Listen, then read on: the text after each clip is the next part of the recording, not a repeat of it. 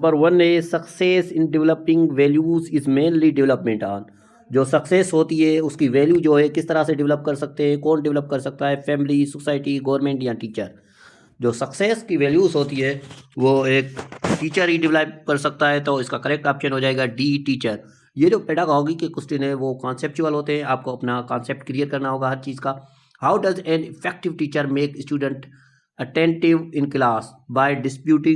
by disrupting sweets, by punishing naughty children, by making one's teaching interesting, by telling stories। जो teacher है अपनी study को कैसे improve कर सकता है, कैसे इफेक्टिव कर सकता है बच्चों के लिए, जिस तरह से बच्चों को मज़ा आए पढ़ने में। तो वो टीचर जो है उसको पढ़ाने का अंदाज ऐसा हो कि बच्चे उसको तवज्जो से सुने, शौक से सुने, उसके हिसाब से जो टीचर है स्टडी को इंटरेस्टिंग कर सकता है। उसके बाद 3 नंबर है conferences are face to face. Conferences are face to face.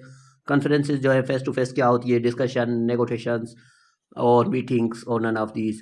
जो कॉन्फ्रेंसेज होती है वो फेस टू फेस डिस्कशंस होती है। ऑप्शन ए इसका करेक्ट हो जाएगा, 3 का ऑप्शन होगा करेक्ट ए। उसके बाद 4 नंबर क्वेश्चन है हमारे पास, written work by a student to demonstrate some literary और linguistic knowledge is termed as.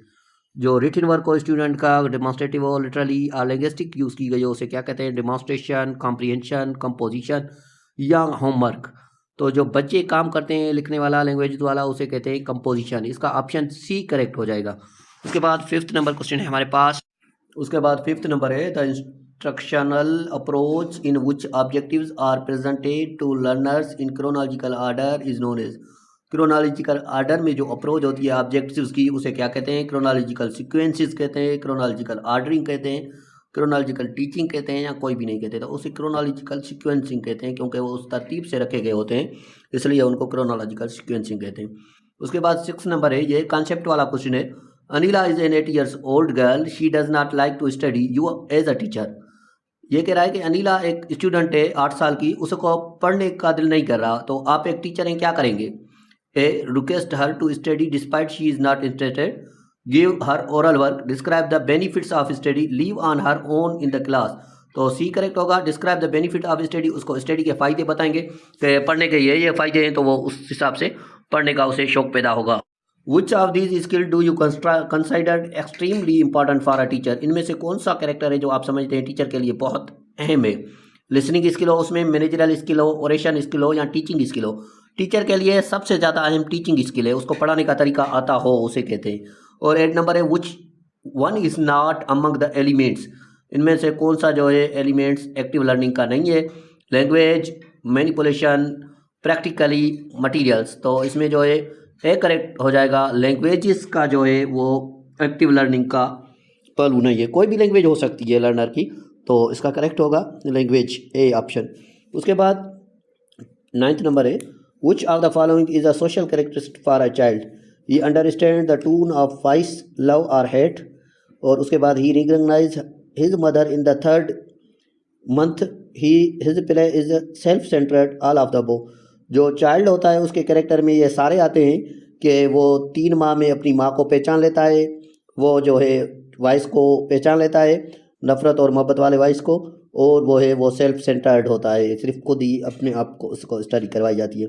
11 number है, in John Davis student centred approach of learning the role of teacher is of a formal authority, delegator, instructor, facilitator. तो John Davis जो है उन्हें student centred approach learning को जो है facilitator कहा है। ठीक है, तो इंशाल्लाह इन पर मैं जो है डिस्क्रिप्टिव क्लास भी बनाऊंगा। उसके बाद 11 नंबर है, an assessment that is carried out through the course is called. एक असेसमेंट हो जो कैरीड हो कोर्स के ज़रिए, उसे क्या कहते हैं? Initial assessment, diagnostic assessment, formative assessment, summative assessment. तो उसे फॉर्मेटिव असेसमेंट कहा जाता है जिसमें सिर्फ कोर्स पढ़ाया जाए, तो ये फॉर्मेटिव असेसमेंट कही जाती है। उसके बाद 12 नंबर क्वेश्चन है हमारे पास, the academy was founded in. Academy जो है वो किसने फाउंडेड की? Athens, Stagira, Macedonia, Czechs. तो जो अकेडमी थी वो फाउंड की गई एथेंस से।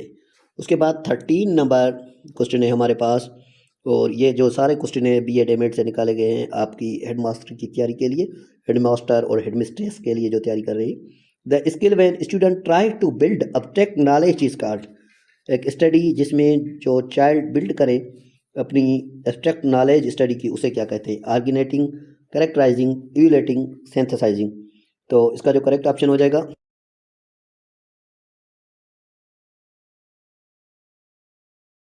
उसके बाद 14 नंबर है, according to the theory of forms और theory of ideas, material word is a an of the real word, shadow, image, part, with sign. According जो थ्योरी है उसी के हिसाब से जो मटेरियल है वर्ड का वो एक इमेज होना चाहिए, इमेज। ठीक है, इसका करेक्ट ऑप्शन हो जाएगा बी, इमेज। उसके बाद 15 नंबर है, the says we are motivated to gain reward and avoid punishment. उसने कहा है कि हम जो हैं वो बच्चों को मोटिवेट करें और उनको इनामात दें और सज़ा से मना करें। ये कौन सा लॉ है? लॉ ऑफ इफेक्ट है, लॉ ऑफ एक्सरसाइज है, लॉ ऑफ रेडीनेस है, लॉ ऑफ कनेक्टेडनिज्म है। तो ये लॉ ऑफ इफेक्ट है जो बयान करता है कि बच्चों को मोटिवेट करें, उनको इनामात दें और जो है पनिशमेंट को ख़त्म कर दें। 16 नंबर है, one on one approach to teaching और reteaching concept is termed as counselling, tutoring, guidance, none of these. एक बाय एक अप्रोच हो जो टीचिंग की या री टीचिंग की, उस कॉन्सेप्ट का टर्म है ट्यूटरिंग, यानी कि एक एक बच्चे के पास जाकर उन्हें समझाया जाए तो उसे ट्यूटरिंग कहते हैं। और उसके बाद 17 नंबर क्वेश्चन है हमारे पास, the simplest skill in cognitive domain of Bloom taxonomy is remembering, understanding, evaluating, synthesizing. जो सबसे ज़्यादा सिंपलेस्ट कॉग्निटिव ब्लूम टेक्सोनॉमी है वो है रिमेंबरिंग। इसका ऑप्शन हो जाएगा करेक्ट, ए ऑप्शन इसका करेक्ट हो जाएगा 17 का। और उसके बाद 18 और लास्ट क्वेश्चन है हमारा और पेडागोगी का, जो तैयारी कर रहे हैं हेड मास्टर और हेड मिस्ट्रेस की, उनके लिए। और आप इंशाल्लाह हमारे यूट्यूब चैनल को सब्सक्राइब करेंगे और भी आपके पास आपके लिए क्लास रखे जाएंगे। 18 नंबर है, epistemology is the branch of philosophy concerned with the theory of. Epistemology जो है ये फिलासफी की ब्रांच है और वो रिलेटेड है किस चीज़ से? Education, learning, knowledge, philosophy of education. तो ये जो ब्रांच है वो रिलेटेड है फिलासफी की नॉलेज से। तो साजिद स्वाट को सब्सक्राइब करें